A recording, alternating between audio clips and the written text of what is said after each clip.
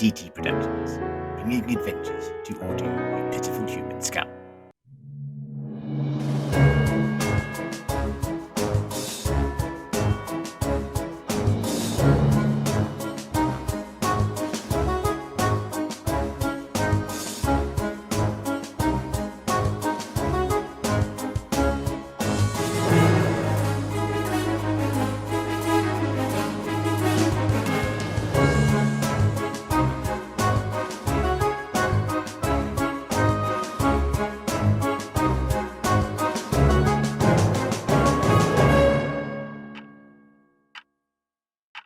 It was the 14th of February, 1895, and I was looking forward to a quiet Valentine's Day in Paternoster Row.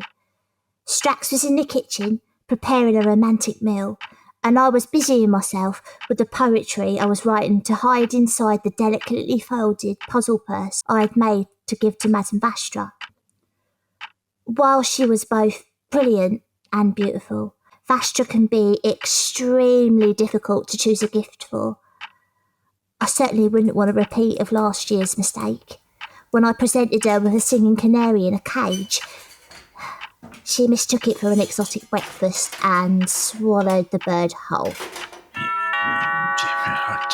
I'm getting dragged away from cooking to answer the door. My timings will all be off now.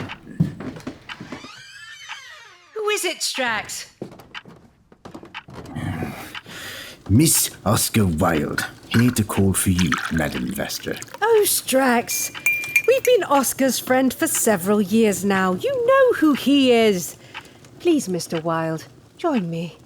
With a large grin on his face, he entered and sat himself down. I stayed in the corner, knowing I had no need to play maid with Oscar visiting. He fully understood mine and Vastra's interesting scenario.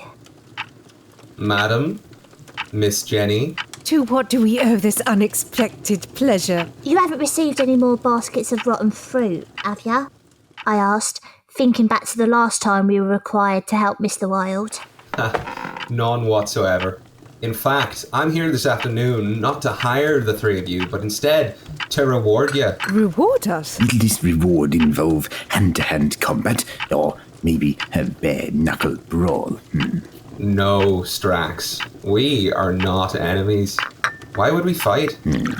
We do not need to be enemies. In fact, I find my enemies rather annoying, even when I tear off their heads and maybe pour molten metal down their cowardly, quivering gizzards. Thank you, Strax. You were saying? Oscar produced 3 tickets from his pocket with a flourish. My new play, The Importance of Being Earnest, opens this evening at St. James's Theatre, and I should be extremely honoured to have the three of you as my guests. Mum almost jumped for joy out of her seat in excitement. Oh, we shall be delighted to attend, she said, trying to hold her composure. I could imagine her face under that veil, her eyes sparkling and a grin spreading from cheek to cheek.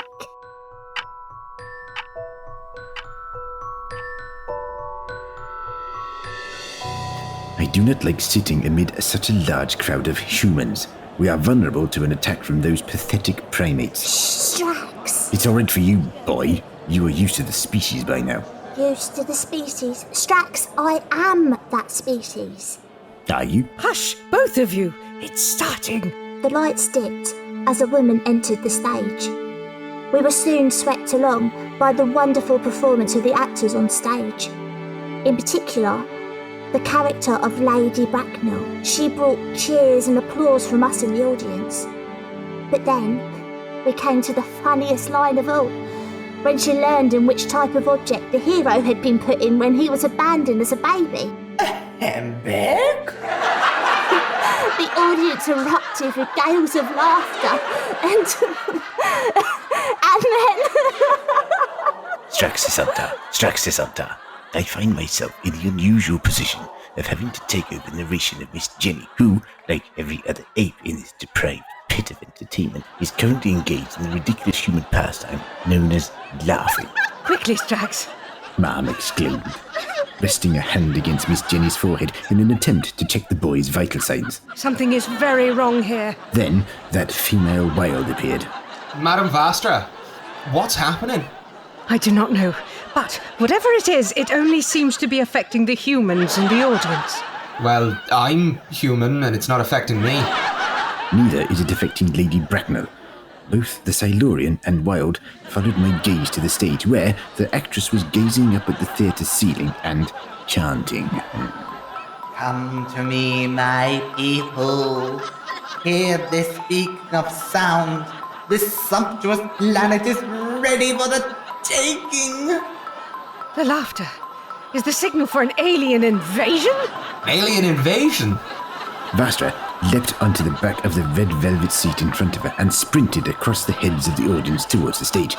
Lady Bracknell spotted her advance and thrust a hand in her direction.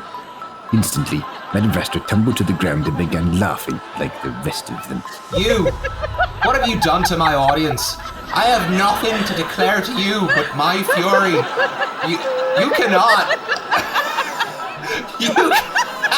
You cannot. It was a feeble attempt to stop the female, as now he also was rolling in the aisles, clutching at his sides.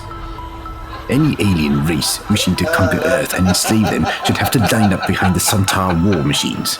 She turned her hand towards me. However, as I am a proud Sontaran, I have no sense of humour. Her laughter ray had absolutely no effect. I ran to the stage. Then, with speed of hand rarely seen within my clone badge, I snatched up the handbag from the previous scene and slapped the alien across the face. Instantly, her call for imminent invasion ceased, and she collapsed to the stage. The laughing stopped. I sat up a little dazed. Jenny, are you all right? Well, I never. The case of the pitiful human scum and Madame Vastra laughing so much they were rendered incapable is now closed, thanks to our team at number 13.